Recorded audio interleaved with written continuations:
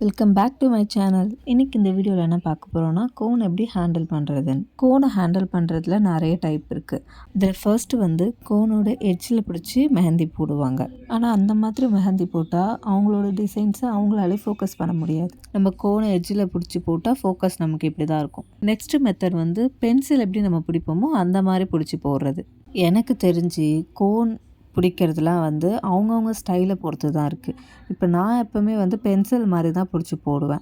அது வந்து நான் சின்ன வயசுலேருந்தே போட்டு போட்டு எனக்கு பழக்கமாயிடுச்சு. என்னால் இப்போ மாற்றணும் அப்படின்னா மாற்ற முடியாது. இப்போ இந்த டிசைனை நான் வேறு டைப்பில் போடுறேன். எனக்கு போடும் போதே வந்து எனக்கு கரெக்டாக வரல, எனக்கு வந்து சாட்டிஸ்ஃபைடாக இல்லை. அதனால் நான் எப்போவும் போடுற மாதிரி போடுறேன். நான் இந்த மாதிரி தான் எப்போவுமே பிடிப்பேன். சென்டரில் அந்த 2 ஃபிங்கர்ஸும் டச் ஆகிற மாதிரி தான் நான் ஹோல்ட் பண்ணுவேன். நீங்கள் பிகினராக இருக்கீங்கன்னா சொன்ன ஸ்டைல்ஸ் எல்லாம் நீங்கள் ட்ரை பண்ணி பார்க்கலாம். எது உங்களுக்கு பெஸ்ட்டாக இருக்கோ அதை யூஸ் பண்ணலாம்.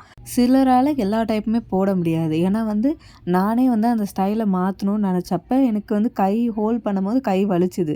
அப்போவே முடிவு பண்ணிட்டேன், நம்ம எப்படி ஸ்டார்டிங்லேருந்து போடுறோமோ அப்படி தான் போட முடியும்னு. ஸோ நீங்கள் பிகினராக இருந்தீங்கன்னா இப்போவே வந்து ஃபிக்ஸ் பண்ணுங்கள் எப்படி போட்டால் உங்களுக்கு ஓகே அப்படின்ட்டு. என்னை பொறுத்த வரைக்கும் ஆல்ரெடி நீங்கள் மெஹந்தி போடுறவங்களா இருக்கீங்கன்னா நீங்கள் எப்படி யூஸ் பண்ணுறீங்களோ அப்படியே யூஸ் பண்ணுங்கள், அது அவங்க பெஸ்ட்டு. ஆனால் நீங்கள் பிகினராக இருக்கீங்கன்னா இப்போவே வந்து ஃபிக்ஸ் பண்ணிக்கோங்க, எந்த மாடலில் எந்த டைப்பில் நீங்கள் வந்து போடலாம் அப்படின்றத.